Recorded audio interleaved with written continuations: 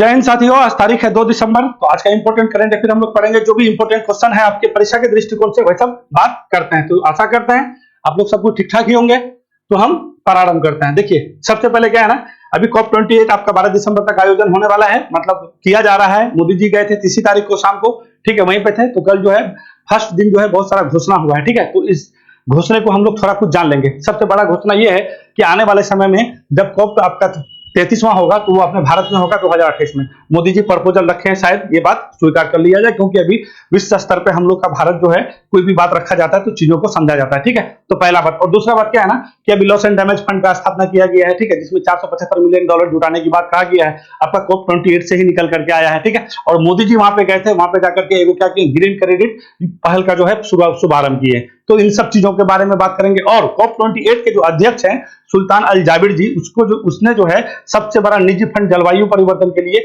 Alterra का भी घोषणा किया गया, ठीक है। तो इतना सारा चीज हम लोग COP28 के बारे में देखेंगे। अब COP29 अगला होने वाला कहां पे, आपका यूरोप में होगा। यूरोप के कोई देश में होगा, जो भी दो देश हो, आपका पोलैंड हो सकता है, बुल्गारिया, जो भी हो, ठीक है, वहीं पे होगा, यूरोप में होगा, ठीक है। तो आने वाले समय में हम लोग प्रपोजल दे चुके हैं, ठीक है। और भारत, देखिए एक बात तो हम बोलना भूल ही जाते हैं आपको। देखिए, भारत कहिएगा कि कॉप का आज तक कभी किया है, तो देखिए यहां से अगर आपको फंसाने के लिए पूछ देगा, क्योंकि अभी जलवायु परिवर्तन मुद्दा बहुत आपका हिट है। तो भारत कॉप का जो है बैठक का सम्मेलन किया एक बार 2008 में किया था, ठीक है। तो ये बात बिल्कुल भी याद रखिएगा।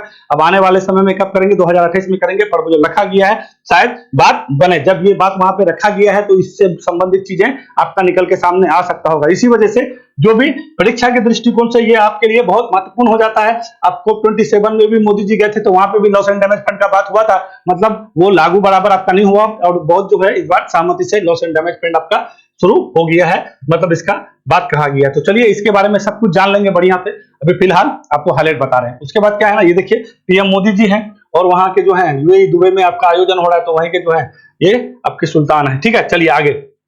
सीमा सुरक्षा बल यानी BSF के बारे में जानते हैं। 1965 में इसका स्थापना हुआ है।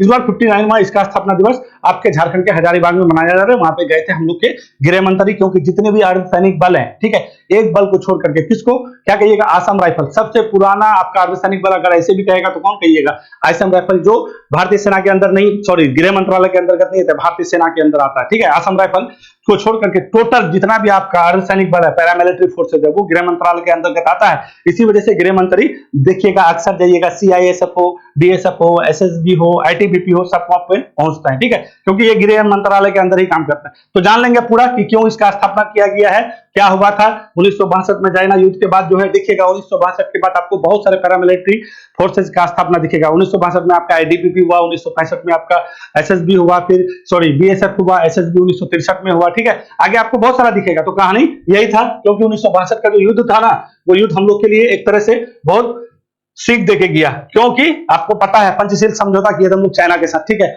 और चाइना, हिंदी चाइना भाई भाई का नारा लगाया था, और नेहरू जी के पीठ में खंजर थोपा और नेहरू जी को इसी सदमा से मृत्यु हो गया। उसके बाद देखिएगा हम लोग जो है जितना भी सीमा है, सीमा को सुरक्षित करने के लिए बहुत सारे पैरामिलिट्री फोर्स, देखिए भारतीय सेना है ना, भारतीय सेना तो है, उसके पास इतना सारा चीज, वो अकेले चीजों को नहीं संभाल सकता है, ठीक है। इसी वजह से पैरामिलिट्री फोर्स का स्थापना करना उस टाइम जरूरी था, ठीक है। तो चलिए यहाँ पे आइए, ये क्या है भैया, ये आपका देखिए अभी खगरवासला जानते हैं, आपका राष्ट्रीय रक्षा अकादमी है, वहीं पे गई हुई थी। और वहीं पे आपका क्या है, आर्मेड फोर्स मेडिकल कॉलेज है, ठीक है। इसी को राष्ट्रपति का कॉलर, मतलब कहने का मतलब है राष्ट्रपति निशान भी कहा जाता है।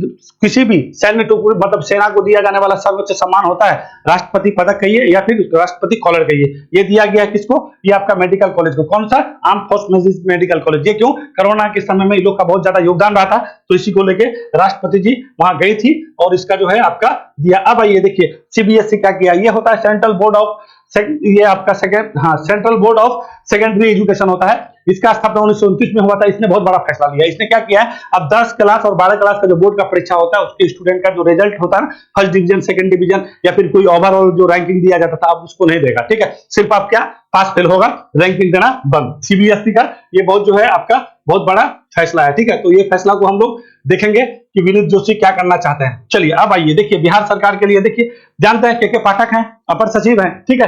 तो इसके द्वारा हमेशा नया नया बात होते जा रहा है। तो अभी क्या किया है ना, ये आपका एक जो दक्ष पाल शुरू किया, जो भी स्टूडेंट जो 3 क्लास से लेके 8 क्लास के बीच जो स्टूडेंट है, जो रीडिंग नहीं दे सकता है, जो पढ़ नहीं बड़ा बड़ा बोल नहीं सकता पढ़ के, ठीक है, तो ऐसे बच्चों के लिए एक विशेष पहल शुरू किया गया, ऑपरेशन दक्ष आपका 1 दिसंबर से ही लागू हो गया है, ठीक है। इसमें क्या करेगा, कमजोर बच्चे को उठा करके उसको 45 मिनट का समय दिया जाएगा 3:30 और 4 बजे के बीच, ठीक है, और उसको पढ़ाया जाएगा, फिर उसका एग्जाम लिया जाएगा, ठीक है ना। प्रत्येक स्कूल में ये सुविधा किया गया है, ये बहुत बड़ी बात हो जाता है। प्रत्येक कक्षा से 5 स्टूडेंट और प्रत्येक टीचर को 5 स्टूडेंट संभालना पड़ेगा, ठीक है। तो ये आपका बिहार सरकार ऑपरेशन दक्ष शुरू किया है, तो उसको हम देख लेंगे शिक्षा के लिए, तो आप लोग को पूछ सकता है, ठीक है। चलिए आगे जाइए। अब देखिए नेपाल, देखिए अभी आप लोग को हम लोग बताए थे कि भारत में जो है आपका जो है एक नवतेज सिंह जौहर ये आपका मामला आया था, उसमें जो है समलैंगिक विवाह को लेके एक बात आया कि भाई वो क्या किया, गैर कानूनी से हट गया, बोला कि नहीं गैर कानूनी नहीं है, कोई भी चाहे किसी के साथ रह सकता है, मगर इसको क्या करेंगे भैया, शादी का जो है मान्यता है ये चीज नहीं देंगे। जैसे विशेष विवाह अधिनियम आया था 1954 में आपका, उसमें नहीं घुसाएंगे, क्योंकि विवाह के लिए लड़का और लड़की होना जरूरी है, और लड़का लड़का लड़की लड़की, ये तो भारत सरकार में सुप्रीम कोर्ट में भी केस गई, वही बात रह गया, बात तो खत्म ही हो गया। अब सुप्रीम कोर्ट क्या बोला कि भैया ये हमारे हाथ में नहीं है, ये चाहेगा विधायक का काम है, कानून बनाएगा विधायक, उसको सुझाव भी दिया कि आप कोई एक कमेटी गठित कीजिए, उस पर सुझाव लीजिए, फिर आप क्या कीजिएगा, फिर जैसा कहिएगा हम करेंगे। तो भारत ने क्या किया, आपका जो है समलैंगिक विवाह को तो भैया कानूनी मान्यता देने से मना कर दिया कि नहीं भैया हम इसको नहीं दे सकते। अब क्या किया है, पहला ऐसा आपका दक्षिण एशियाई देश बना है नेपाल, जो आपका समलैंगिक विवाह को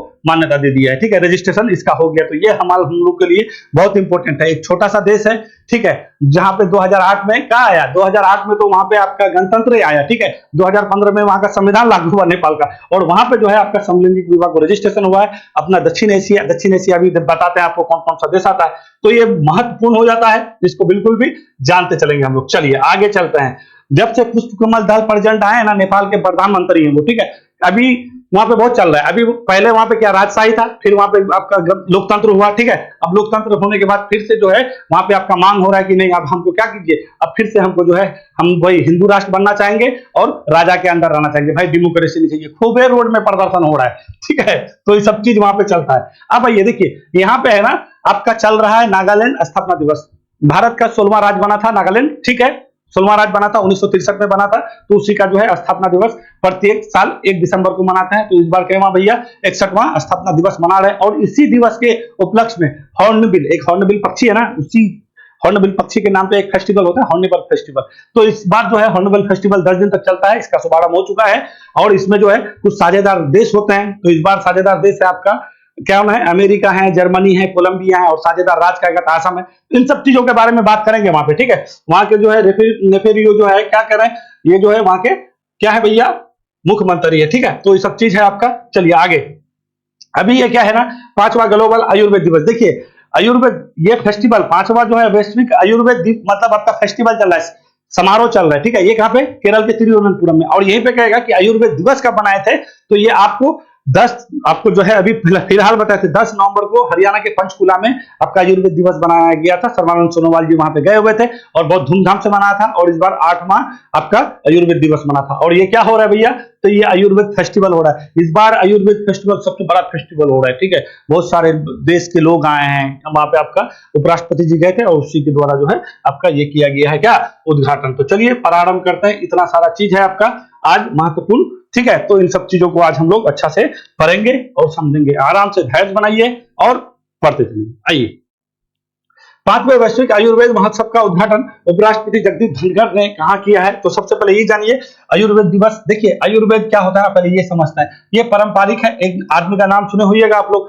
गुप्त वंश के नाम सुनते होइएगा, ठीक है। गुप्त वंश में जो है एक आयुर्वेद चिकित्सक थे जिसका नाम था धन्वंतरी, ठीक है। धन्वंतरी, ये जो है धन्वंतरी थे, तो धन्वंतरी को आयुर्वेद का जो है क्या कहा जाता है, पिता भी कहा जाता है। तो इसी के जन्म दिवस पर जो है प्रत्येक वर्ष हम लोग क्या मनाते हैं, आयुर्वेद दिवस मनाते हैं। अब ये क्या था भाई, तो गुप्त वंश के एक राजा थे चंद्रगुप्त द्वितीय, ठीक है। थोड़ा मोड़ा अगर पढ़ते होइएगा तो आप लोग को मालूम होगा ये कौन थे, ये भैया चंद्रगुप्त द्वितीय थे, ठीक है। और देखिए गुप्त वंश के ये संस्थापक नहीं थे। गुप्त वंश का अगर कोई संस्थापक अगर पूछ लेता है तो आपका कौन हो जाएंगे, श्रीगुप्त हो जाएंगे। फिर आपका घटोत्कच आया, फिर चंद्रगुप्त प्रथम आया, फिर आपका समुद्रगुप्त आया, फिर चंद्रगुप्त द्वितीय आया। ये बहुत प्रतापी राजा थे, ठीक है। इसको विक्रमादित्य भी कहा जाता था। इसी ने सबसे पहले जो है अपने दरबार में 9 रत्न रखने का परंपरा शुरुआत किया। इसी 9 रत्न में से एक था कौन, धन्वंतरी। और इसी धन्वंतरी के जन्म दिवस पर हम लोग मनाते हैं आयुर्वेद क्या, दिवस, ठीक है। और इसी आयुर्वेद से निकल के आया आपका आयुर्वेद महोत्सव। तो इस बार कौन आयुर्वेद महोत्सव हो रहा है, तो 5वां हो रहा है। कहाँ पे हो रहा है, तिरुवनंतपुरम में हो रहा है। ये कहाँ पे है भैया, तो ये केरल में है। केरल का क्या है, राजधानी है। केरल का मुख्यमंत्री कौन है, पिनराई विजयन है, और यहाँ के राज्यपाल हैं आरिफ मोहम्मद। तो ये सब चीज आप लोग जानते होइएगा।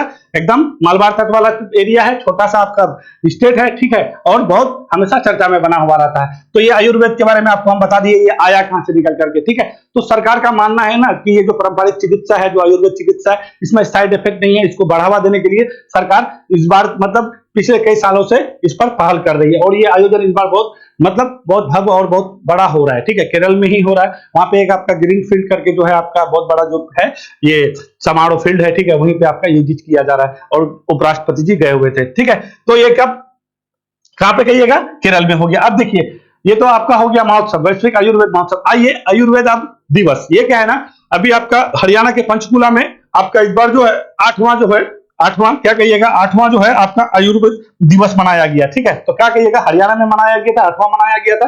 कब मनाया गया था, तो 10 नवंबर को मनाया गया था, ठीक है। तो कई क्या कहिएगा, इस बार आयुर्वेद दिवस क्या तारीख को, 10 नवंबर को मनाते हैं। इस बार का थीम क्या था, तो आयुर्वेद फॉर वन हेल्थ, ठीक है, कि वन हेल्थ एक मतलब अच्छा सेहत, मतलब एक अच्छा मतलब हेल्थ के लिए आयुर्वेद जरूरी है, मतलब आयुर्वेद के बारे में, ठीक है ना। तो ये चीज आपको थोड़ा सा थीम को याद रख लेना है। और ये आयोजन क्या कहिएगा, वैश्विक आयुर्वेद महोत्सव कहेगा तो तिरुवनंतपुरम में, और आयुर्वेद आपका दिवस कहेगा तो पंचकुला हरियाणा में। इसका कौन किए थे, सर्बानंद सोनोवाल किए थे, वो मंत्रालय के मंत्री भी हैं, ठीक है। और ये जो है कहाँ पे, जगदीप धनखड़ जी की हैं, केरल में। देखिए इस तरह के क्वेश्चन में बच्चा फंस जाता है, ठीक है, उसको समझ में नहीं आता कि बात आखिर में पूछा कौन वाला है, ठीक है। ये है क्योंकि सुनने में सेम सेम ही लगता है, तो थोड़ा सा तो धनवंतरी से इसको थोड़ा सा आपको ध्यान रखना है। धनवंतरी मेरे हिसाब से समझ ही गए होंगे, तो चले आगे बढ़े। मेरे हिसाब से सब बता दिए, ठीक है। तो केरल को दिखाए क्या, चलिए केरल जानते हैं, उधर मैप जाता है, मैप सेक्शन में बड़ा लंबा समय लग जाता है। चलिए, 1 दिसंबर को नागालैंड राज्य दिवस समारोह के दिन कौन सा महोत्सव आयोजित किया जाता है, तो एक दिन क्या कहिएगा, 1 दिसंबर को पहले नागालैंड राज्य दिवस मनाते हैं, और इस दिन जो है कौन सा दिवस आयोजित किया जाता है, तो क्या कहिएगा, हॉर्नबिल। हॉर्नबिल क्या है भैया, ये एक पक्षी है, ठीक है। और सुनिए, हॉर्नबिल फेस्टिवल कहां पे, कहां पे, नागालैंड में। मगर कहेगा कि हॉर्निबल जो पक्षी है उसका किस राज्य का राष्ट्रीय पक्षी है, तो क्या कहिएगा उसको, वो नागालैंड का नहीं है, अरुणाचल प्रदेश का है। और जो अभी केरल की बात की है, ये केरल, 2 राज्य के पास हॉर्नबिल पक्षी उसका राष्ट्रीय पक्षी है। और यहीं पे कहेगा कि हॉर्नबिल महोत्सव कहां मनाता है, तो क्या कहिएगा, नागालैंड में बनाता है। तो चलिए इसके बारे में थोड़ा सा देखिए। हॉर्नबिल फेस्टिवल का मतलब क्या होता है ना, इससे क्या है, राज्य का जो संस्कृति है, ठीक है, उसको बचाना है, उसके बारे में प्रदर्शित करना है। बहुत बड़ा आयोजन किया जाता है, ठीक है।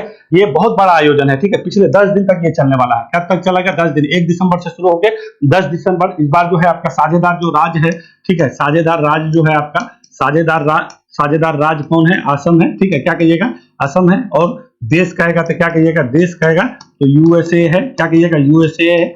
जर्मनी है, क्या कहिएगा, जर्मनी है, ठीक है, आपका जर्मनी है। उसके बाद और आपका कोलंबिया है, ठीक है। ये बात थोड़ा सा याद रख लीजिएगा, कोलंबिया है, ठीक है। ये आपका 3 स्टेट है। क्या कहिएगा, हमने बहुत बड़ा बना किसान जी, एक वहां पे जो है एक जिला है किसान, वहीं पे इस बार इसका आयोजन किया गया है। और यहाँ के मुख्यमंत्री कौन है, तो नेफ्यू रियो है, ठीक है। तो इसको नेफ्यू रियो को थोड़ा सा भी आपको याद करके चलना है, नेफ्यू रियो, ठीक है। ये भी है यहाँ के मुख्यमंत्री हैं। अभी इलेक्शन हुआ था यहाँ पे 2 जो है आपका उप मुख्यमंत्री भी, टीआर जेलियांग इसके उप मुख्यमंत्री हैं, ठीक है। और एक टोम्बा करके नाम है, वो भी उप मुख्यमंत्री है। तो अभी इलेक्शन हुआ था हाल फिलहाल में, ठीक है। और उसके बाद यहाँ के राज्यपाल है कौन, लॉ गणेशन है। तो लॉ गणेशन को भी याद रखेगा, ला गणेशन यहाँ के क्या है, राज्यपाल है, ठीक है। ये हो गया राज्यपाल, ये हो गया मुख्यमंत्री। यहाँ पे आपका अब देखिए ये राज्य बना कब, ये राज्य जो है 16वां राज्य बना। जानते हैं जब भारत राज्य पुनर्गठन अधिनियम कब आया था भाई, 1956 में आपका ये लागू हुआ। 1955 में अपना रिपोर्ट पेश किया, तो 1956 तक अपने पास कितना राज्य था भैया, तो क्या कहिएगा, 14 स्टेट था, है ना, ठीक है ना। तो ये अपना 1963 में पहली बार जो है इसका जो है आपको 1963 में ये राज्य का धारा मतलब राज्य के रूप में स्थापित हुआ, और देश का 16वां राज्य बना। कैमा राज्य भूलिएगा, 16वां राज्य बना, ठीक है, 16वां राज्य बना, ठीक है ना। 1963 में स्थापना हुआ, देश का 16वां राज्य बना। और अपना कब से बना, 1963 में बना। ये बात आपको बिल्कुल भी याद रखना है। और इसके बारे में क्या जानिएगा, नागालैंड में जो है ना, वहां पे एक जो है आपका सरामत बहुत बड़ा पहाड़ी है। देखिए जो आपका जो है क्या बोलते हैं, पूर्वांचल जो हिमालय है उसका बड़ी बड़ी रेंज जो है आपका वहां पे आपको नागालैंड में मिलेगा। नागा जनजातियों के द्वारा ये फेस्टिवल आपका आयोजित किया जाता है, ठीक है। नागालैंड में लोग मतलब वहां पे जनजाति बहुत ज्यादा लोग हैं, ठीक है, जनजाति लोग का वहां पे बहुलता पड़ता है, ठीक है। अब और यहाँ पे आपको क्या बताना है, नागालैंड से संबंधित और कुछ छूट गया क्या, आपको साझेदार राज्य बता दिए हैं, ये बता दिए हैं, इसका 61वां स्थापना दिवस बता दिए हैं, ठीक है। और राज्य पुनर्गठन अधिनियम आपको मिला जुला के हम बता दिए हैं, ठीक है। राज्य पुनर्गठन आयोग के अध्यक्ष कौन थे? फजल अली थे, ठीक है। तो उसी के तहत जितना भी राज्य बना, पहले 14 आपको क्या कहिएगा 14 राज्य और 8 केंद्र शासित प्रदेश था, ठीक है। उसके बाद फिर आपका धीरे धीरे धीरे धीरे धीरे धीरे धीरे फिर आपका स्टेट बनता गया, ठीक है। तो ये थोड़ा सा आपको पता होना चाहिए। कहिएगा कि कहां से राज्य बन गया भाई, तो ऐसी। अच्छा हाँ, ये जो है आपका ये जो इस बार फेस्टिवल मनाया गया, तो क्या कहिएगा ये जो है आपका हॉर्नबिल, ये कैमा सीजन है, तो क्या कहिएगा ये 24वां सीजन है, याद रखिएगा, ठीक है। ये कैमा है 24वां सीजन है, हॉर्नबिल का 24वां सीजन है, ठीक है। हॉर्नबिल का कैमा सीजन है, ये मुख्य चीज 24वां सीजन, और इसका साझेदार देश और 4 साझेदार राज्य, ठीक है। ये चीज आपको बिल्कुल भी जानते चलना है। चलिए आगे चलें। चलिए यहाँ पे क्या है, पहले दक्षिण एशियाई देश जिसने समलैंगिक विवाह को रजिस्टर किया है। देखिए समलैंगिक विवाह बहुत बड़ा कानूनी प्रक्रिया है, ये हम लोग के यहाँ पे भी कब से चला, तो मैंने वो आपको हम लोग के यहाँ के बारे में पहले बता देते फिर उधर चलेंगे। हम लोग के यहाँ पे अभी क्या कानूनी स्थिति है। एक नवतेज सिंह जौहर, ये तो याद ही नाम रखिएगा, ये आपका हमेशा चलता है। नवतेज सिंह जौहर जो है आपका ये मामला आया था, और इसी में जो है समलैंगिक विवाह से संबंधित था। अगर आपको प्रूफ देगा कि नवतेज सिंह जौहर ये जो केस था किससे संबंधित था, तो क्या कहिएगा समलैंगिक विवाह से। पहले हम लोग के यहाँ पे भी समलैंगिक विवाह क्या था, गैर कानूनी था। गैर कानूनी का मतलब है अगर कोई भी समलैंगिक विवाह लड़का लड़का से करता है या लड़की लड़की से करता है, तो वो क्या है, उस पर क्या करेगा, वो जो है मिला जुला के जो है वो क्या कानूनी अपराध किया है। अगर कोई जाके कह देता है तो उस पर मुकदमा चलेगा या फिर उस पर कुछ भी कुछ होगा। मगर ये यहाँ पे बहुत सारा लड़ाई हुआ, हमारे यहाँ 2015 में हुआ खानी, फिर बहुत सारा समय पे हुआ, फिर फाइनली जो है आपके हम लोग के यहाँ पे समलैंगिक विवाह को क्या किया, गैर कानूनी घोषित किया। गैर कानूनी घोषित करने का मतलब ये है कि आप अगर शादी कीजिएगा तो आप अगर लड़का लड़की लड़की से शादी कर लिया तो उस पर कोई भी कानूनी मुकदमा नहीं चलेगा, वो भैया कर लिया कोई बात नहीं है, इस पर कोई रोक टोक नहीं है, आप कर सकते हैं। मगर मेन लफड़ा क्या है ना कि उसको मान्यता देना। जैसे लड़का लड़की शादी करता है तो उसको मान्यता है, अब मान्यता मिलने के बाद क्या होता है ना कि अगर हस्बैंड मर जाता है तो वाइफ को पेंशन मिलेगा, उसका उत्तराधिकारी का संपत्ति मिलेगा, है कि नहीं है। उसको समाज में एक विशिष्ट पहचान मिलता है, उसका जो भी बैंक अकाउंट है उसका उसको हिस्सा मिलता है। अगर यह होता है आपका कानूनी मान्यता, और इस मान्यता के लिए आपका 2 विवाह अधिनियम है, आपका एक विशेष विवाह अधिनियम है, एक हिंदू विवाह अधिनियम है, एक आपका विदेशी विवाह अधिनियम है। तो विशेष विवाह अधिनियम आपका कब आया भैया 1954 में, और हिंदू विवाह अधिनियम 1955 में, और आपका विदेशी विवाह अधिनियम 1969 में आया, ठीक है। तो इसी विवाह अधिनियम के तहत शादी को, मैरिज को रजिस्टर किया जाता है। मगर ये लोग जो है समलैंगिक वाले जो है, हम लोग का इंडिया में स्थिति ये है कि इसको कानूनी मान्यता नहीं है, ठीक है। तो वो रजिस्टर नहीं कर सकता है। ये हुआ भारत की बात। अभी सुप्रीम कोर्ट में आया था मामला, तो सुप्रीम कोर्ट यही फैसला सुनाया कि ये काम हमारा नहीं है, ये काम किसका भैया, ये काम है विधायिका का, कानून बनाने का विधायिका है। विधायिका भैया एक कमेटी बनाओ, उसमें सोचो समझो, फिर जाके आप अपना कुछ करो, ठीक है। तो ये सारा बात है। अब आइए, पहला ऐसा देश आप नेपाल है, दक्षिण एशिया। पहले देख लीजिए, दक्षिण एशिया कहने का मतलब क्या हो गया कि हिमालय के नीचे वाला पोर्शन, हिमालय के नीचे वाला पोर्शन, मतलब कहने का मतलब ये है, ये आपको हम दिखाता है। कहने का मतलब ये है जो हिमालय बना, ठीक है, हिमालय के नीचे वाला पोर्शन, ये तो गड़बड़ हो गया ना, चलिए कोई बात नहीं है। हाँ, ये वाला जो देख रहे हैं आप, यहां से आपका, अरे यार कहां भाग रहे हो, हाँ ये वाला जो है ऐसे करके आपका, ऐसे करके ये ऐसे करके ये पाकिस्तान भी है, ठीक है। ये ऐसे करके कौन है, ये दक्षिण एशिया है। अब इसमें कौन कौन आ गया, देखिए भारत है, यहाँ पे आपका कौन सा है, भूटान है, यहाँ पे आपका नेपाल है, यहाँ पे आपका पाकिस्तान है, इधर यहाँ पे श्रीलंका है, यहाँ पे बांग्लादेश है, यहाँ पे आपका कौन है, आपका मालदीव है, ठीक है। ये सारे देश को क्या कहते हैं, दक्षिण एशियाई देश कहते हैं, ठीक है। तो ये दक्षिण एशियाई देश में पहला ऐसा देश आपका जो नेपाल बना है, जहां के प्रधानमंत्री कौन है, पुष्पकमल दहल प्रचंड है। कौन है, पुष्पकमल दहल प्रचंड है। तो इसी के वहां पे समलैंगिक विवाह को जो है रजिस्टर करने की बात, पहला ऐसा देश बना है जहां पे समलैंगिक विवाह को रजिस्टर किया गया है। ये कहां है, नेपाल की बात है, ठीक है।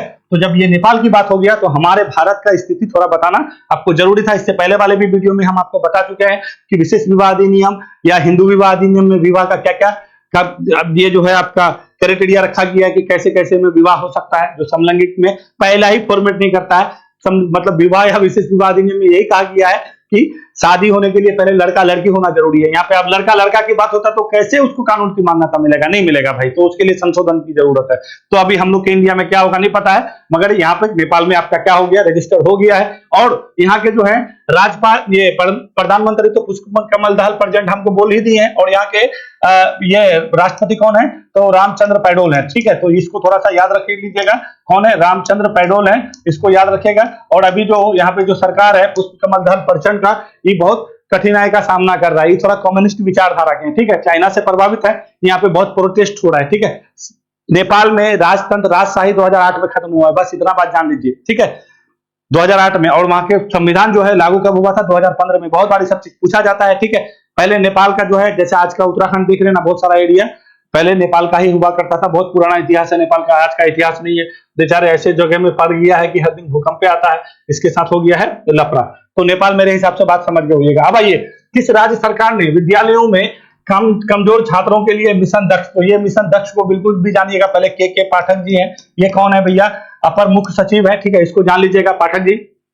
इसके द्वारा अभी बिहार में शिक्षा को बहुत ज्यादा आपको क्या किया जा रहा है, सुधार किया जा रहा है। अब ये मिशन दक्ष में क्या है ना, कि जो भी स्टूडेंट कितना क्लास से, 10 क्लास से लेके 8 वर्ग के बच्चे को, ठीक है, जो भी यहाँ तक के बच्चे, जो भी कमजोर बच्चा है, यानी जो कमजोर बच्चा होगा, या जो बच्चा क्या है कमजोर बच्चा, जो या जिसको रीडिंग देने नहीं आता है, उसका पहचान किया जाएगा, ठीक है।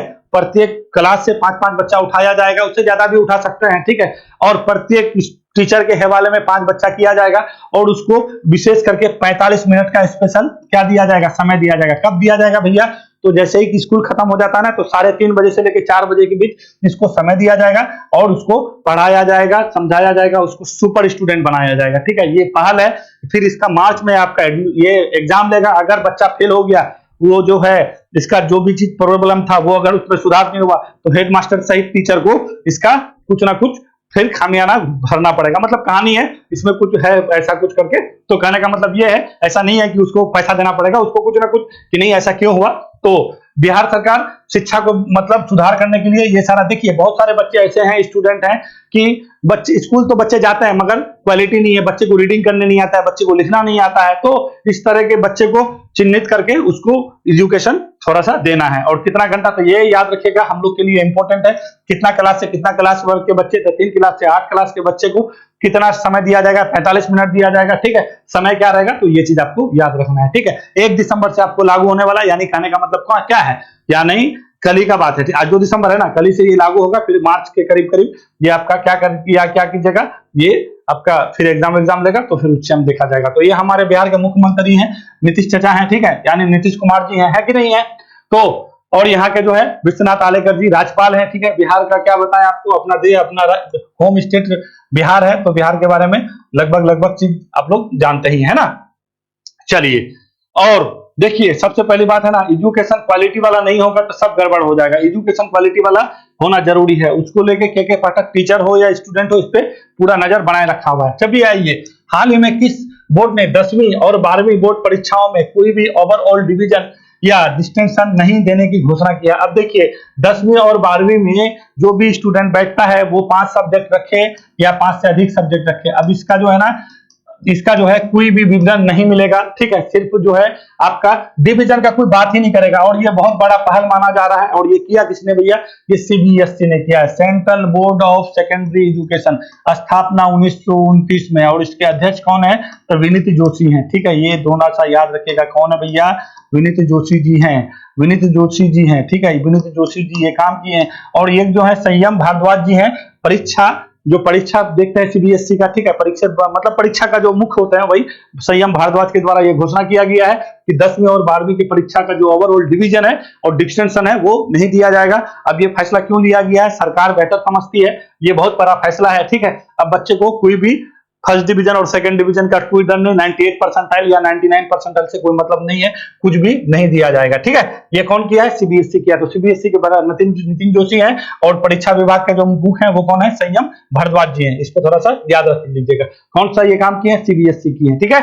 चलिए आगे बढ़े, बहुत महत्वपूर्ण बात हो जाता है आपके लिए, खास करके सबके लिए। चलिए आइए, सशस्त्र बल मेडिकल कॉलेज के प्लेटिनम जुबली यानी 75 साल, ठीक है, ये सब जानते चाहिए कि प्लेटिनम जुबली कब मनाते हैं। तो 75 साल जो चीज पूरा कर लेंगे वो प्लेटिनम जुबली। समारोह के अवसर पर राष्ट्रपति द्रौपदी मुर्मू ने सशस्त्र बल मेडिकल कॉलेज, देखिए राष्ट्रीय रक्षा अकादमी, ठीक है, इसको भी थोड़ा सा पहले देख लीजिए, उसके बाद हम लोग बात करेंगे। राष्ट्रीय रक्षा अकादमी, ये क्या है ना, रक्षा अकादमी कहाँ पे आपके पुणे में ही है, खगरवासला में है, ठीक है ना। तो वहीं पे आपका एक क्या है, क्या कहिएगा, सशस्त्र बल मेडिकल कॉलेज है, वहीं पे प्लेटिनम जुबली हो रहा था, राष्ट्रपति जी वहां पे गई थी। तो द्रौपदी मुर्मू जी हम लोग के 15वें राष्ट्रपति हैं। इसी ने सशस्त्र बल मेडिकल कॉलेज को क्या किए हैं, राष्ट्रपति का निशान दिए हैं, ठीक है। क्या कहिएगा, राष्ट्रपति का निशान, कहेगा कि किसको मिला है इस बार, तो क्या कहिएगा, सशस्त्र बल मेडिकल कॉलेज, कहां पे भैया, पुणे में, ठीक है। ये क्या होता है, राष्ट्रपति कलर भी कहा जा सकता है, ठीक है। ये किसी भी सैन्य इकाई को प्रदान किए जाने वाला सर्वोच्च सम्मान होता है भैया। तो सर्वोच्च सम्मान जहां तक बात आ जाता है तो यहाँ पे बिल्कुल भी दिमाग ध्यान देना है, ठीक है। तो राष्ट्रपति कॉलेज किसको दिया गया, तो क्या कहिएगा, सशस्त्र बल मेडिकल कॉलेज। ये कहां पे, पुणे में है, जहां पे आपका राष्ट्रीय रक्षा अकादमी है, कहां पे, खड़गवासला में। अब देखिए ये क्या होता है ना, जब कोविड-19 हुआ था ना, जानते हैं कोविड 2020 से कितना परेशान हुआ लोग, ठीक है ना, और बहुत लोग अपने को खो दिया है कि नहीं है। तो इस कोविड में इन लोग का बहुत ज्यादा सराहनीय वर्क रहा है, बहुत ज्यादा लोग अपना काम में क्या किए हैं, फोकस किए हैं, ध्यान दिए हैं। तो इसी को लेकर के, इसी उपलब्धि पे राष्ट्रपति जी के द्वारा क्या दिया गया है, राष्ट्रपति का निशान दिया गया है, क्या कहिएगा, राष्ट्रपति कलर। और किसी भी सेना को दिया जाने वाला ये सर्वोच्च सम्मान होता है, राष्ट्रपति कलर। तो इस बार किसको मिला है, तो क्या कहिएगा, सशस्त्र बल मेडिकल कॉलेज पुणे को मिला है। चलें आगे बढ़े। चलिए ये क्या है, बीएसएफ का 59वां स्थापना दिवस झारखंड के हजारीबाग में आयोजित किया गया। इस आयोजन में 32 पदक और वीरता पदक प्रदान किए। कौन किए भैया, तो इसका नाम हो गया आपका कौन, हम लोग के गृह मंत्री अमित शाह जी हैं, ठीक है। तो चलिए थोड़ा सा पहले ये बताते हैं बीएसएफ के बारे में, यहाँ पे थोड़ा सा कुछ चीज बताने का जरूरत है, पहले बोल देते हैं फिर अब बताते हैं। देखिए आप लोग सभी जानते हैं कि भारत के पास अपना सेना है, अपना सेना है ना भैया। हम लोग के पास क्या है, वायु सेना है, थल सेना है, जल सेना है, ठीक है, तीनों सेना है। उसके अलावा हम लोग के पास अभी जो है, जो आप लोग देखते हैं पैरामिलिट्री फोर्स, अर्धसैनिक बल देख रहे हैं, लगभग 10 अर्धसैनिक बल के करीब अभी हम लोग के इंडिया में है, ठीक है। तो ये इसका जरूरत क्यों पड़ा, तो इसका जरूरत इस वजह से, अर्धसैनिक बल का काम ये होता है, जब 1954 में जो है आपका एक पंचशील समझौता हुआ था चाइना के साथ। और पहला बार जो है, देखिए आजाद होते हुए पाकिस्तान के साथ तो लड़ाई हुआ ही था, वो अलग इशू था, वो तो सेना ही वहां पे काफी देखनी थी, मगर एक विश्वासघात किया चाइना हम लोग के साथ और 1962 में युद्ध हुआ था, ठीक है। उस युद्ध से प्रधानमंत्री जी बहुत ज्यादा क्या हो गए, बहुत, प्रधानमंत्री उस टाइम जो है आपका जवाहरलाल नेहरू हुआ करते थे, तो ठीक है। और उसका मृत्यु का कारण भी कहीं ना कहीं यही माना जाता है। तो उसके बाद देखिएगा आपको कई पैरामिलिट्री फोर्स का गठन किया गया, और अलग अलग पैरामिलिट्री फोर्स को अलग अलग सीमा का, देखिए हम लोग किसके किसके साथ सीमा साझा करते हैं, चाइना के साथ करते हैं, पाकिस्तान के साथ करते हैं, नेपाल के साथ करते हैं, बांग्लादेश के साथ करते हैं, भूटान के साथ करते हैं, म्यांमार के साथ करते हैं। तो ऐसा नहीं है कि एक ही पैरामिलिट्री फोर्स को एक सब बॉर्डर दे दिया गया, अलग अलग पैरामिलिट्री फोर्स को अलग अलग बॉर्डर साझा करने के लिए, मतलब उसका सुरक्षा करने के लिए उसको जिम्मेदारी दिया गया है। तो टोटल हम लोग का जो है स्थलीय सीमा कितना है, 15,000, क्या कहिएगा, 15,106 किलोमीटर लगभग जो है स्थलीय सीमा है। और सबसे बड़ा स्थलीय सीमा किसके साथ लगाता है, तो क्या कहिएगा, बांग्लादेश के साथ लगाता है। कितना, 496 किलोमीटर, ठीक है, इतना किलोमीटर बांग्लादेश के साथ लगाता है। देखिए 1971 से पहले बांग्लादेश किसके पास था, चाइना के पास था, सॉरी पाकिस्तान के पास था कि नहीं था। 1971 में ना हम लोग बांग्लादेश को आजाद करवाए हैं, हम ही लोग तो करवाए, अभी हीरो बनता है, ठीक है। तो 496 किलोमीटर सबसे अधिक किसके पास, बांग्लादेश के साथ हो गया। तो उस टाइम जब 1962 में लड़ाई हुआ था चाइना के साथ, तो भारत सरकार के पास एक बहुत बड़ा समस्या खड़ा हो गया कि भैया इस सबसे निपटाएंगे तो कैसे। तो आपको देखिएगा 1962 में सबसे पहले आईटीबीपी का स्थापना हुआ। आईटीबीपी का स्थापना क्या कहिएगा, आईटीबीपी का स्थापना 1962, इंडो तिब्बतियन होता है, ठीक है, बॉर्डर फोर्स होता है आईटीबीपी 1962। इसको क्या काम दिया गया, जो चाइना के साथ भारत का जो बॉर्डर साझा करता है उसका सुरक्षा का काम आईटीबीपी करेगा, ठीक है ना। फिर 1963 में देखिएगा आपको जो है 1963 में एसएसबी का स्थापना किया गया। इसका काम क्या है, जो नेपाल के साथ बॉर्डर साझा करेगा, जो नेपाल है ना, नेपाल के साथ जो बॉर्डर साझा करेगा उसका बॉर्डर, नेपाल के बॉर्डर के पास सुरक्षा का देने का काम कौन करेगा, एसएसबी करेगा। अब आइए बीएसएफ का काम क्या है, जो पाकिस्तान और बांग्लादेश, क्योंकि पहले बांग्लादेश पाकिस्तान का अंग हुआ करता था, एक ही था, ठीक है, 1971 में ना, और इसका स्थापना 1965 में होता है। तो बीएसएफ का काम था पाकिस्तान और बांग्लादेश के बॉर्डर के पास जो भारत का सीमा साझा करता है उसका सुरक्षा प्रदान करना। तो ये इसके लिए बहुत ज्यादा महत्वपूर्ण हो जाता है। अब आइए एगो आसम राइफल, सबसे पुराना आपका जो है बल वही है, कौन है, आसम राइफल है, जो किसका काम करता है, तो वो उग्रवादियों को भी देखता है, जो नॉर्थ ईस्ट में आपका जो है हिंसा उंसा होता है वो भी देखता है, और जो म्यांमार के साथ जो सीमा का साझा करता है भारत का, जो अभी आपको बोले अरुणाचल प्रदेश है, नागालैंड है, मणिपुर है, त्रिपुरा, ये आपका नीचे में मिजोरम है, ये सब सारा स्टेट क्या है, म्यांमार के साथ क्या करता है, सीमा साझा करता है। तो वहां के सीमा का सुरक्षा का काम किसको दिया गया है, तो असम राइफल को दिया गया है। ठीक है, तो असम राइफल को थोड़ा सा देख लीजिएगा। और ये असम राइफल एक ऐसा है, इसका स्थापना 1835 को हुआ था, इसको बिल्कुल भी याद रखिएगा। अभी वहां पे मणिपुर में जो हिंसा हुआ था, इसको लेकर असम राइफल का भी योगदान माना जा रहा था। ठीक है, तो 1835 में इसका स्थापना। और ये क्या है ना, ये एक अकेला अर्धसैनिक बल है जो गृह मंत्रालय के तहत नहीं आता है, ये किसके तरह, भारतीय सेना के अंदर आता है। क्या कहिएगा, ये भारतीय सेना के अंदर आता है। और बाकी बचा, ये जितने भी बोले हैं आपको, सीआईएसएफ हो, बीएसएफ हो, आईटीबीपी हो, एसएसबी हो, ये सारा किसके अंदर आता है, तो क्या कहिएगा, डायरेक्ट गृह मंत्रालय के अंतर्गत आता है। ठीक है, तो ये अर्धसैनिक बल है, ये इसका काम है। इसका काम समझ गए क्यों स्थापना किया गया था। तो जब भी अगर स्थापना से संबंधित कोई भी चीज पूछे तो आपके ब्रेन में ये फिगर होना चाहिए कि इसका काम क्या है। जितने भी स्थलीय सीमा, और आपको अभी समय रहता तो आपको पूरा हम निकाल करके दिखाते कि कहां कहां पे जो है सीमा साझा करता है और कितना किलोमीटर। टोटल 15,106 किलोमीटर का सीमा साझा करता है हम लोग स्थलीय सीमा अपने पड़ोसी क्या देशों से करते हैं। ठीक है, पाकिस्तान से लेके, अफगानिस्तान से लेके आपका इधर तक। देखिए यहाँ पे अगर आप आइएगा तो आपको एक चीज स्पष्ट दिखाई देगा। देखिए अब तो यहाँ पे लद्दाख हो गया, इधर आपका क्या है, पाकिस्तान है, इधर वाला आपका, इधर ऐसे अक्साई चीन है, यहाँ पे आपका चाइना हो जाएगा, इन तो तिब्बत यहाँ तक हो जाएगा। फिर यहाँ पे आइएगा तो आपका ये नेपाल है, भाग क्यों रहे हो भैया तुम, देखिए ये आपका नेपाल होगा। ठीक है, फिर यहाँ पे आइएगा तो आपका ऐसे करके नेपाल यहाँ तक आइए ना, फिर यहाँ पे आपका क्या हो जाएगा, भूटान हो जाएगा, है कि नहीं है। फिर भूटान के बाद फिर इधर चाइना है, इधर आपका म्यांमार है कि नहीं, यहाँ पे आपका बांग्लादेश है ना, और इधर आपका पाकिस्तान है। तो इतना सारा सीमा को साझा करता है। तो जो नेपाल के पास ये करेगा तो यहाँ पे कौन करेगा, एसएसबी करेंगे। ठीक है, और इधर वाले कौन करेंगे, यहाँ वाले कौन करेंगे, आईटीबीपी करेंगे। तो आईटीबीपी का स्थापना 1962 में, ठीक है, एसएसबी का स्थापना 1963। जब जैसे 1962 में युद्ध हुआ था ना, तो समझ जाइए कि हम लोग का दिमाग गड़बड़ा गया। तब उस टाइम फिर हम लोग बहुत सारे सेना का, अर्धसैनिक बल का, जो पैरामिलिट्री फोर्सेज है उसका स्थापना किया गया। देखिए यहाँ से ऐसे बांग्लादेश देख रहे हैं, 4096 किलोमीटर का सीमा साझा करता है। तो इसको तो बिल्कुल भी याद रखिएगा, 4096 किलोमीटर। सबसे अधिक स्थलीय सीमा साझा करने वाला किस देश के साथ, बांग्लादेश के साथ। उसके बाद दूसरे नंबर पे कौन आता है, तो चाइना आता है। कितना आता है भैया, 3488, ये चाइना। क्योंकि 1950 में जब आपको क्या कर लिया, ये आपका तिब्बत को हड़प लिया, ठीक है, चाइना, तो उसके बाद जो है ये पूरा चाइना का ही ना एरिया हो गया। तो चाइना के साथ हम लोग कितना करते हैं, 3488 किलोमीटर। और पाकिस्तान के साथ कितना करता है, तो क्या कहिएगा, 3323 किलोमीटर। ठीक है, तो ये थोड़ा सा ये फिगर बिल्कुल भी याद रखिएगा, 3333 किलोमीटर पाकिस्तान के साथ, ये हो गया चाइना के साथ, ये है गया हम लोग का चाइना के साथ, और ये हो गया आपका पाक के साथ, और ये हो गया आपका बांग्लादेश के साथ। तो ये तीन फिगर आपको याद होना चाहिए। और कुल स्थलीय सीमा कितना करता है, तो 15,106 किलोमीटर। ठीक है, ये आपका क्या है, ये स्थलीय सीमा। और यहीं पे समुद्री सीमा कहेगा तो ऐसे 6100 की याद रखिएगा। ठीक है, मुख्य भूमि से उसको आप उधर से अंडमान निकोबार से याद नहीं, उधर गइएगा तो आपको फिर 75 16 पॉइंट समथिंग है। ठीक है, इतना है। तो ये आपका अलग है। तो आपको स्थलीय सीमा की बात कर रहे हैं तो आपको ये याद रखना है, 15,106 किलोमीटर सीमा साझा करता है। और इसी का जो है अलग अलग फोर्सेस को दिया गया है। समझ गया मेरे हिसाब से क्यों स्थापना हुआ था और क्या जरूरत था। ठीक है, तो ये बहुत महत्वपूर्ण हो जाता है। ठीक है, एकदम जानना बिल्कुल भी। तो इसी का जो है आपका 59वां स्थापना दिवस कहां पे, हजारीबाग में हो रहा था, आयोजित किया गया था। और इसमें जो है 32 पदक दिए गए हैं, कुछ वीरता मेडल भी दिया गया है। ठीक है, इसका जो है कौन है भैया, तो नितिन अग्रवाल इसके क्या है, महानिदेशक है। तो याद रखिएगा नितिन अग्रवाल जो है,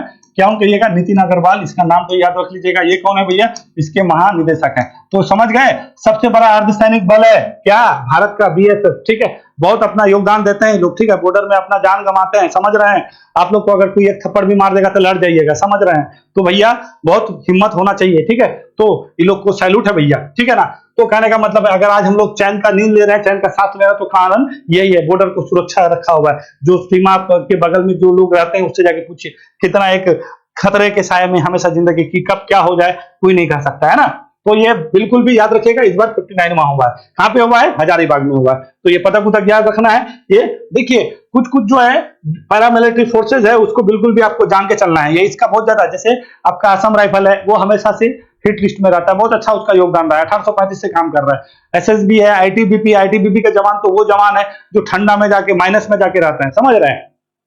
और 1962 के बाद जो है हम लोग ये सब चीज किए। चलिए आप आइए, अब पहले जानिए कि कॉप 28। तो कॉप 28 के बारे में उस दिन, आज से पहले 2 दिन पहले बताए थे। कॉप मतलब कॉन्फ्रेंस ऑफ पार्टीज होता है, 28वां सम्मेलन हो रहा है, इसी वजह से 28 लिखा गया है। कहां पे हो रहा है भैया, यूएई में हो रहा है। इससे पहले कहां हुआ था, तब मिस्र में हुआ था कॉप 27। कहां पे, शर्म शेख में। उससे पहले कहां हुआ था, ग्लासगो में।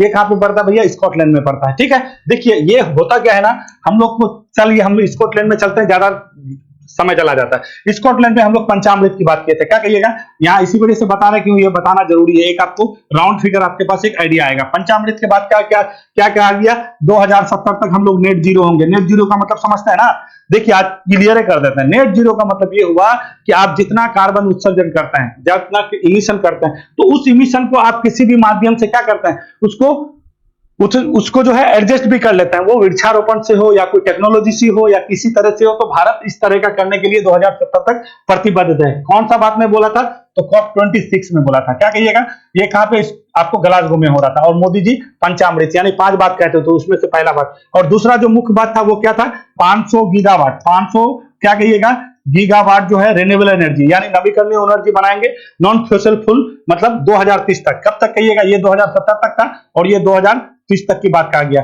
1 बिलियन टन क्या करेंगे, मतलब आपका जो है कार्बन उत्सर्जन कम करेंगे, 1 बिलियन टन, ठीक है, ये बात याद रखिएगा। 50% रिन्यूएबल एनर्जी क्या करेंगे, गैर जीवाश्म ईंधन से करेंगे, 50%, ठीक है, जितना भी करेंगे है ना, तो उसका 50% क्या कीजिएगा, नॉन से कीजिएगा, और 45% कार्बन उत्सर्जन कम करेंगे। कब तक, 2030 तक। ये सारा चीज, ये 5 पंचामृत की बात कहा गया। किसने कहा था भैया, तो क्या कहिएगा, COP26 में कहा गया था। फिर COP27 में हुआ, तो वहां पे भी लॉस एंड डैमेज की बात होगी, जिसके बारे में अभी हम बात करने जा रहे हैं, ठीक है। फाइनली ये चीज आपका हुआ नहीं, फिर जाके COP28 अभी आपका हो रहा है, दुबई में हो रहा है। अब देखिए आगे चल करके वहां पे क्या होता है। देखिए अभी तो 2 दिन हुआ है, तो 2 दिन में बहुत सारा चीज बात निकल के आया है, वही सारा चीज हम बात करेंगे। देखिए कॉन्फ्रेंस ऑफ पार्टीज के बारे में आज से पहले वाला वीडियो आपको देखिएगा, हम UNFCCC बता दिए थे आपको। UNFCCC ये क्या होता है, देखिए ये जो भी है ना, ये यूएन के अंदर यानी यूनाइटेड नेशन के अंदर काम करता है, इसी वजह से ये यूएन है, याद रखिएगा। कॉप जो है UNFCCC का, इसका स्थापना 1992 में होता है, जान लीजिए। देखिए 1992 में क्या होता है, पृथ्वी शिखर सम्मेलन हुआ रियो डी जेनेरिया में यानी ब्राजील में, ठीक है। और वहीं से निकल के आया आपका UNFCCC। लोग को बोला जलवायु परिवर्तन से जो समस्या आ रहा था, तो लोग बोला कि भैया इसको जो है अब चुप नहीं रहा जा सकता है, ठीक है, इस पे कुछ ना कुछ बात करना पड़ेगा। तो इसी में बात करने के लिए आपको 1992 में ये फंड, ये जो बनाया गया United nation framework on convention on climate change होता है, ठीक है। UNFCCC का स्थापना हुआ और 1994 में ये लागू हुआ, ठीक है। और उसमें जो सदस्य उसमें सहमत हुए, आके सिग्नेचर किए थे, तो उसी को हम लोग क्या बोलते हैं, कॉन्फ्रेंस ऑफ पार्टीज कहते हैं या पार्टनर कहते हैं, जो भी कह लीजिए, ठीक है, पार्टीज। तो फिर धीरे धीरे अभी टोटल इसमें कितना सदस्य हो गए, 198 सदस्य हो गए। ये अभी इसका क्या है, स्थिति है, ये बात समझ गए हैं। अब देख लीजिए, ये लोग आके मिलने के बाद जो है तब से आपका सम्मेलन चल रहा है। अब ये यहाँ पे आपका एक क्योटो प्रोटोकॉल होता है, चलिए वहीं पे आते हैं। क्योटो प्रोटोकॉल 97 में जापान में होता है, ठीक है, ये 1997 में होता है। इस प्रोटोकॉल में कहा गया जितनी भी बड़े बड़े इंडस्ट्री, जो भी धनी लोग थे, जो भी धनी कंट्री है, उसको कहा गया भैया ये जो है आप जो गड़बड़ करके रखे हैं, ठीक है, तो आप इस उत्सर्जन को क्या कीजिए, कम कीजिए, ठीक है। और ये आपको 2020 तक का बात कहा गया कि आप लोग जो है जितने भी अमीर आदमी है, जितने भी जो है आप लोग का इसका ये क्या बोलते हैं, ये सब जो करके रखे हैं, तो आप लोग इस पे सबसे पहली बार वहीं पे आपका जो है कार्बन उत्सर्जन की बात कहा गया कि भैया ये सब चीज नहीं कीजिए, ठीक है। और क्या क्योटो प्रोटोकॉल ये लागू हुआ कब, 1997। लागू कब हुआ, 2005 में। ये तो भैया बात हो नहीं पाया। फिर आपका पेरिस समझौता हुआ, यानी पेरिस COP21 हुआ। पेरिस में कब हुआ भैया, 2015 में। वो कब लागू हुआ, तो क्या कहिएगा, 2016 में। तो 2015 में आपका पेरिस में COP21 हुआ। क्या कहिएगा, COP21 हुआ। ये बात भी समझ गए, COP21 2015 में हो गया। वहां पे क्या बोला गया कि भैया जो भी चीज हुआ नहीं हुआ, अब भैया हम लोग को 1.5 डिग्री सेल्सियस तक टेम्परेचर सीमित करना है। कहने का मतलब ये हुआ औद्योगिक क्रांति के बाद। औद्योगिक क्रांति जब हुआ आपका, यानी 1845 के बाद, आपका 1.1 डिग्री से 1.2 डिग्री होने में बिल्कुल भी समय नहीं लगा। और अगर 1.5 डिग्री से पार चला जाता है टेम्परेचर, हमारा जो जलवायु, हम लोग का जो क्लाइमेट है, तो क्या कीजिएगा, पूरा ग्लेशियर पिघल जाएगा। जो छोटी सेशल्स है, मेडागास्कर है, मालदीव है, छोटा छोटा देश है, बड़े बड़े देश पे अभी देखिए हम लोग का जो है पूरा पैटर्न चेंज हो गया। भारत जैसा देश, भारत का क्या है भैया, भारत एक कृषि प्रधान देश है। यहाँ के लोग कृषि से ही जिंदगी जीते हैं। कृषि नहीं होगा तो सब गड़बड़ हो जाएगा। अगर यहाँ का वर्षा का पैटर्न, और ये कृषि किस पर आधारित है, वर्षा पर है, मानसून पर है। अगर मानसून का पैटर्न चेंज हो जाएगा, अगर क्लाइमेट चेंज हो गया, मानसून का पैटर्न चेंज हो जाएगा, तो यहाँ पे बारिश होगा नहीं होगा। जब बारिश नहीं होगा तो कृषि होगा नहीं होगा। जब कृषि नहीं होगा तो यहाँ के जो लोग हैं, यहाँ का अर्थव्यवस्था कितना जबरदस्त गहरा फर्क पड़ने जा रहा है, अभी समझ रहे हैं। तो बोला गया कि भैया 1.5 डिग्री सेल्सियस तक, तो ये बहुत खास के जो कृषि प्रधान देश है ना, उसके लिए और खतरनाक है। और हम लोग पूरा मानसूनी जलवायु पर ही निर्भर है, पूरा मेरा अर्थव्यवस्था हम लोग का इसी पे टिका हुआ है। अगर बारिश का पैटर्न चेंज हो जाएगा तो सब खेल खत्म हो जाएगा, ठीक है। तो ये क्या हो गया आपका 1.5 डिग्री सेल्सियस तक कम करने की बात कहा गया कि 1.5 डिग्री सेल्सियस तक हम लोग को रोकना है। COP21 में पेरिस में 2016 में लागू भी हो गया। और अमेरिका देखिए अपने आप को वो सुपर पावर का था, अमेरिका जो बाइडेन था उस टाइम, ठीक है, सॉरी ये डोनाल्ड ट्रंप था उस टाइम राष्ट्रपति, उसने बोला पेरिस समझौता तो उसको माना ही नहीं, वो निकल गया, बोला ना हम नहीं रहते हैं सब में, ये सब काम नहीं करते हैं, निकल गया। उसको बोलते हैं सर, मतलब इतना बड़ा जाहिल आदमी कोई होता है कि आप बोलता है कि सब कुछ नहीं होता, जलवायु परिवर्तन होता ही नहीं है, ठीक है, ये जो है टेम्परेचर जो बढ़ता है सब कुछ नहीं होता, आप समझ जाइए, उस देश के राष्ट्रपति थे, ठीक है। तो कहने का मतलब है फिर जो बाइडेन वहां के राष्ट्रपति बने वो भी फिर पेरिस समझौता को समझा कि नहीं ये इसमें जुड़ना चाहिए, जुड़ करके ये 1.5 डिग्री सेल्सियस, अब क्या है ना 1.5 डिग्री सेल्सियस की तो बात हो रही है, मगर इस पे इसी का समीक्षा करने के लिए आपको बताते स्टॉकटेक जो इस बार COP28 में जो हुआ है आपका स्टॉकटेक की बात हुआ है कि स्टॉकटेक वही समीक्षा करने के लिए। तो इसमें अब क्या हुआ, जितने भी विकासशील देश है जो पहले उन्नति कर लिया, जहां पे औद्योगिक क्रांति हो गई, जो सब कुछ कर लिए भैया, आप तो सब कर लिए, हम लोग विकासशील है, गरीब देश है, अब हमको कौन करेगा, जो क्षतिपूर्ति हो रहा है आप लोग की वजह से, अभी जलवायु परिवर्तन हो गया और हमारे यहाँ कृषि पे लॉस, बाढ़ आ रहा है, आंधी आ रहा है, कुछ हो जा रहा है ना, दुनिया भर का जो है प्राकृतिक जोखिम आ रहा है, क्यों हो रहा है, जलवायु परिवर्तन की वजह से। ये किसने रखा, अमीर देश ने करके रखा, जहां पे औद्योगिक क्रांति है तो भैया तुमको पैसा देना पड़ेगा, ठीक है। तो एक फंड की स्थापना किया गया जिसको लॉस एंड डैमेज फंड कहते हैं, ठीक है। और ये क्या कहिएगा, लॉस एंड डैमेज फंड का कहिएगा COP में, तो COP28 में प्रारंभ हुआ, ठीक है, लॉस एंड डैमेज फंड। इसमें कितना निधि होगा जुटाने की बात किया, 475 मिलियन किया कि मतलब $475 मिलियन इसमें जो है अनुमान लगाया है, डॉलर होने का अनुमान लगाया है, इसमें जो है आपका 100 मिलियन आपका जो बेबी दिया है, ठीक है, 100 कितना इसी कितने के करीब दिया है।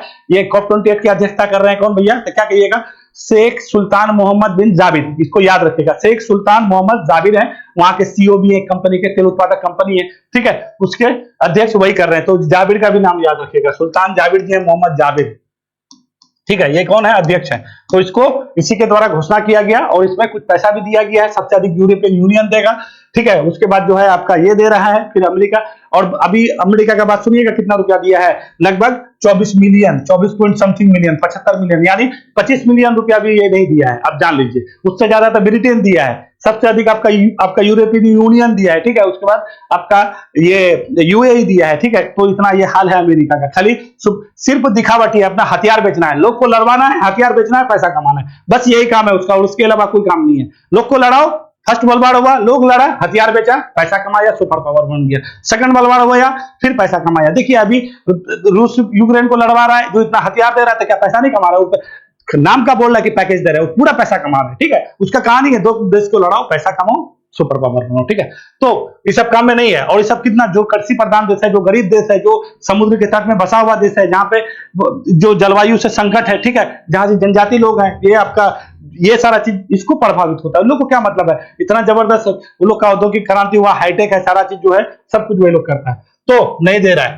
तो साथ ही प्रधानमंत्री मोदी जी वहां गए हुए हैं COP28 में, जो बाइडेन नहीं आया है, चिनपिंग वहां भी नहीं किया है, ठीक है। तो बहुत सारे लोग नहीं आए हैं, बहुत सारे लोग गए भी हैं, लगभग बहुत सारे लोग आए, तो अपने मोदी जी भी गए COP28 में, और इस सम्मेलन में क्रेडिट, यह क्या है, ग्रीन क्रेडिट पहल का शुरुआत किया। तो ये याद रखिएगा ग्रीन क्रेडिट पहल क्या होता है। देखिए ग्रीन क्रेडिट पहल कहने का मतलब ये हुआ कि ये क्या है ना, कि कोई भी आदमी जो है, ये एक तरह से क्या है, स्वैच्छिक पर्यावरणीय कार्य है, ठीक है।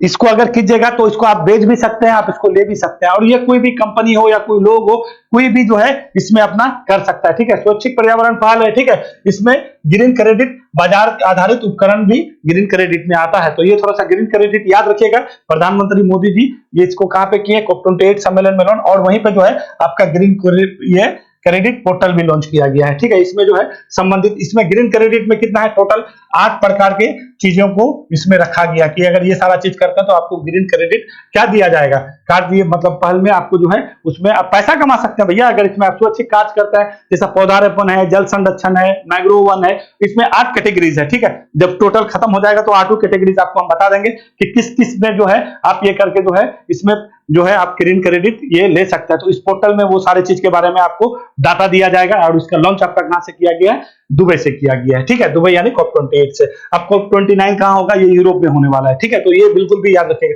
किसके सहयोग से किए हैं, कौन का संयुक्त रूप का पहल है, तो क्या कहिएगा, UAE यानी आपका यूनाइटेड अरब अमीरात का और भारत का दोनों का मिला जुला संयुक्त पहल है। भारत इसको पहले ही कर चुका है, अब बताते हैं आपको। ये आयोजन भारत और UAE संयुक्त रूप से आयोजित किया है। इस ग्रीन क्रेडिट कार्यक्रम के सिद्धांतों के अनुरूप सहयोग बढ़ाने के लिए शुरू किया जा रहा है। पर्यावरण और जलवायु परिवर्तन मंत्रालय ने इसे वर्ष 13 अक्टूबर को ही इस कार्यक्रम की शुरुआत की थी। देखिए हम लोग पहले कर चुके हैं, हम लोग 13 अक्टूबर को ही कर दिए ये कार्यक्रम पर्यावरण के लिए व्यापक जीवन शैली यानी लाइफ क्या है मतलब life style for the environment. और ये बात कहां किया गया था तो COP26 में कहा गया था। ठीक है, क्या कहिएगा COP26 जो हुआ था आपका कहां पे ग्लासगो में, वहीं पे किया गया था। पंचामृत की बात की गई थी और COP26 में लाइफ स्टाइल की यानी लाइफ स्टाइल ऐसा जियो एनवायरमेंट के हिसाब से जिससे प्रकृति को कोई लॉस नहीं हो। गांधी जी बोले थे बहुत बढ़िया बात कि मतलब खाओ उतना ही जितना मतलब जरूरत हो, ठीक है, उससे ज्यादा नहीं खाओ यार, खाओगे तो सब गड़बड़ हो जाएगा। जो आने वाला हम लोग का पीढ़ी है वो कुछ नहीं देख पाएगा, कुछ नहीं कर पाएगा। एक से एक बीमारी, एक से एक चीजों से जितने भी ग्रीन हाउसेज गैस है, इस ग्रीन हाउस गैस का कौन है जिम्मेदार भैया? आज जो बीमारी देख रहे हैं कौन जिम्मेदार है ना? ये सारे लोग जितने भी औद्योगिक क्रांति से संबंधित देश हैं, ठीक है, जहां पे औद्योगिक क्रांति आई, जो लोग बड़े बड़े कंपनी लगा के बैठे हैं, जो लोग लाखों अरबों रुपया कमाए हैं, सब कुछ उसी का देना है। और इसका भुगतान कौन भुगत रहा है? गरीब आदमी भुगत रहा है ना। तो बहुत जरूरी है। तो मोदी जी इस पे बिल्कुल सतत प्रयास कर रहे हैं। खास के हमारे जैसा देश पूरे विश्व का 1/6 जनसंख्या रखते हैं भैया, 142 करोड़ 86 लाख जनसंख्या है और कृषि आधारित अर्थव्यवस्था है। अगर यहाँ पे चीजें हो जाता है, समझ रहे हैं, पूरा पैटर्न चेंज। देखिए अभी गुजरात में जबरदस्ती बारिश हो रहा था, खूब बारिश हुआ है। ये क्या है? पैटर्न चेंज हो रहा है, सब गड़बड़ हो रहा है। तो बिल्कुल भी ये चीज जानना है। चलिए ये सर मेरे हिसाब से ये जो है आप अच्छा से समझ गए होइएगा। ग्रीन क्रेडिट कार्ड क्या है आपका, जो है लॉस एंड ये क्या बोलते हैं, लॉस एंड डैमेज फंड क्या है, यानी इसको क्या कहिएगा, हानि और क्षति। तो ये सब COP28 में किया गया। बहुत लंबा क्लास हो गया मेरे हिसाब से, जल्दी खत्म किया जाए। अब आइए यूएई में, अभी क्या बोले थे आपको, यहाँ के अध्यक्षता कौन कर रहे हैं? तो क्या कहिएगा, सुल्तान अल जाबिर कर रहे हैं। तो उसी ने जो है ना एक अपना पहली बार जो है दुनिया में सबसे बड़ा जलवायु निजी निवेश फंड का स्थापना किया है, ठीक है, जिसका नाम क्या किया, अल्टेरा। तो ये अल्टेरा को याद रखिएगा कि अल्टेरा किससे संबंधित है, तो COP28 में दुनिया का सबसे बड़ा निजी जलवायु निवेश फंड का स्थापना किया है, ठीक है। इसमें जो है आपका कितना $30 अरब की निजी निवेश किया गया है। इसमें आपका $250 बिलियन इस फंड में आपको इसको शामिल करना है। निजी है इसका, ठीक है। और ये विकासशील, जो भी विकासशील देश है उसके लिए भैया आपको जो चाहिए, ठीक है, इसमें फंड में निवेश आपको उसको यहाँ से पैसा दिया जाएगा। अरे बहुत आदमी के पास जो है आपदा आता है भैया जलवायु परिवर्तन को लेकर, देख रहे हैं बिना बहुत कुछ हो जाता है, ठीक है, आप लोग को पता ही होगा, ठीक है ना। तो ये अल्टेरा को भी याद कर लीजिएगा। ये किसने लॉन्च किया है, क्या कहिएगा, सुल्तान अल मोहम्मद जाबिर ने किया है। ये कौन है? COP28 के अध्यक्ष हैं। और ये चीज जान रही है भारत कब करेगा भैया? भारत कब किया था? पहली बार 2008 में किया था, ठीक है, 2008 में किया था। देखिए 2008 में जब किया था ना तो अभी वाला सीन नहीं था। इस वजह से नहीं था, उस टाइम जलवायु परिवर्तन को लेकर इतना लोग इच्छुक नहीं थे। देखिए ये बात कब से तूल पकड़ा, 1997 में बोले ना आपको, क्योटो प्रोटोकॉल हुआ, 2005 में लागू हुआ। फिर 2009 में जो है ना, 2009 में आपका एक बैठक होता है। उस बैठक में कहा गया विकासशील देशों से, जो विकासशील देश है मतलब विकसित जो देश है, मतलब जो औद्योगिक क्रांति में जो भाग लिए, जो अमीर लोग हैं, उसको कहा गया कि जितने भी विकासशील देश है उसको जो है ना आपको पिछले 3 साल में कितना $30 बिलियन आपको देना पड़ेगा। कितना?